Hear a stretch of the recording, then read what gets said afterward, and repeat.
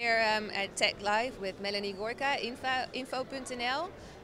Melanie, you're quite an advocate for combining IoT with design thinking. Can you explain why? Yeah, sure. So I think that design thinking essentially is a method for allowing user and human-centric value to be added to technology, or to really consider it when you're designing for technology. And I think in IoT especially, Internet of Things, it allows you to really solve problems because you're going beyond the constraints of a mobile phone or a computer. You're able to make any device intelligent.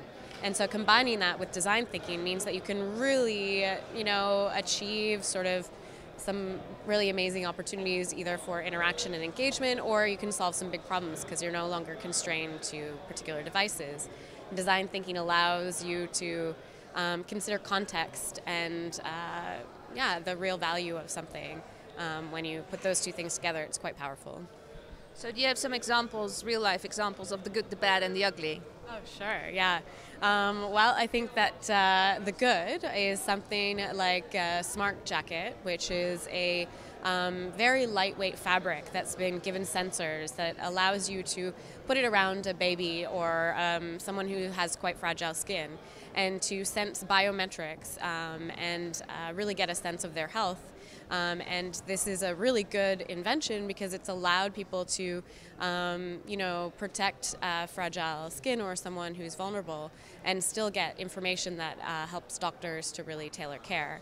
Ugly is something quite a lot of devices out there are examples of the ugly, where it's a lot of really cheap pieces of plastic or toys or experiences that really don't add anything of value to people or to businesses, and are just a piece of junk that's been made smart by adding some sensors into it. And I think the bad can be an extension of the ugly, where we have experiences that don't match the expectations of people. So you have an object that has a huge potential, maybe a connected toothbrush or maybe a smart home sensor, but then the software doesn't actually do anything of interest to the person. So the designers of this product have actually forgotten that the technology and the digital technology is really important, and that the experience should have been considered.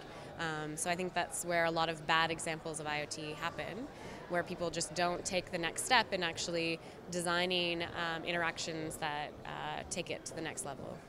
So can you quantify how much stuff out there is bad and how much is good, and when are we going to get to the stage where IoT is useful for the user? Well, I can't quantify necessarily in numbers, but we have billions of devices out there that are connected to the internet today, and that's going to increase to trillions. And of that, I'd say of the 63% that exist anyways for consumers, I'd say about 60 to 70, even 80% of that is bad and or ugly. But I think we're at the cusp of a really interesting revolution where people are demanding better products, better experiences, more out of IoT. And so I'm hoping that in the next coming months and years, let's say 2 years, that we'll see a shift and see at least 50 to 60% of those be very good applications of IoT.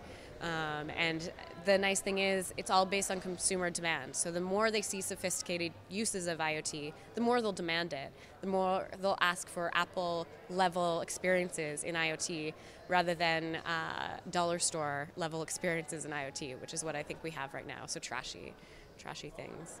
So any final advice for companies who are thinking we need to do something with IoT?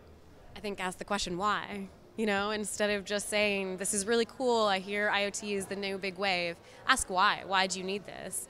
What do your consumers actually need? How can you add fun or play or useful or solve problems for the people that you're already working with? Start with the question why, and then look for people who can help you continue that line of inquiry and create something really interesting in the connected world with IoT. Thank you, Melanie.